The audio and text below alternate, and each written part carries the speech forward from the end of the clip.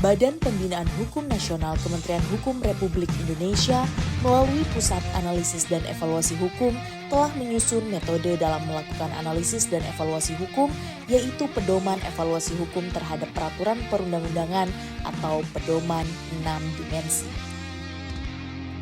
Dengan menggunakan metode ini, seluruh analis hukum diharapkan dapat menghasilkan rekomendasi baik secara regulatif maupun non-regulatif yang berkualitas dan mendukung pembangunan hukum di Indonesia. Badan Pembinaan Hukum Nasional Kementerian Hukum Republik Indonesia mulai tahun 2016 menyusun metode atau cara untuk melakukan analisis dan evaluasi hukum terhadap peraturan perundang-undangan. Metode ini terus dikembangkan dan pada tahun 2019 menjadi pedoman analisis dan evaluasi peraturan perundang-undangan atau dikenal dengan pedoman 6 dimensi.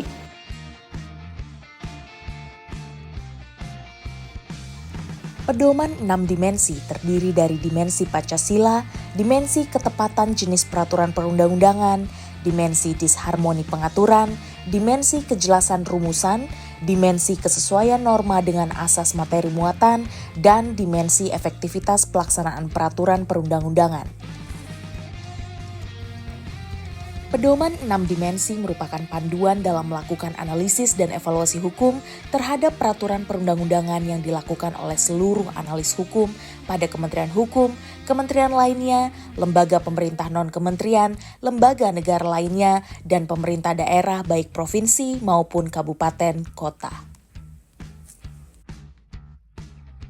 Melalui pedoman 6 dimensi, saya berharap bahwa seluruh analis hukum di Indonesia dapat menghasilkan rekomendasi yang baik dan berguna bagi kemajuan pembangunan hukum di Indonesia.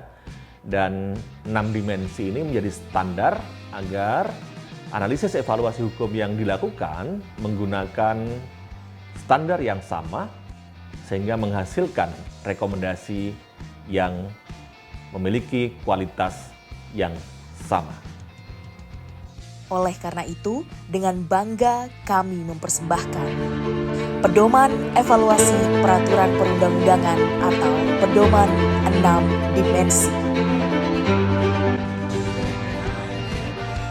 Saya berharap dengan adanya pedoman analisis dan evaluasi hukum terhadap peraturan perundang-undangan ini, maka pelaksanaan analisis dan evaluasi hukum terhadap peraturan perundang-undangan dapat dilakukan dengan cara atau metode yang pasti, terukur, dan standar sehingga menghasilkan rekomendasi yang komprehensif dalam mendukung agenda penataan regulasi di Indonesia. Analis hukum saya harapkan juga akan menjadi pionir untuk membangun hukum dan peraturan perundang-undangan di Indonesia yang berpedoman pada satu prinsip, solus populi suprema lex esto, bahwa kepentingan masyarakat menjadi pertimbangan utama dalam membangun hukum nasional.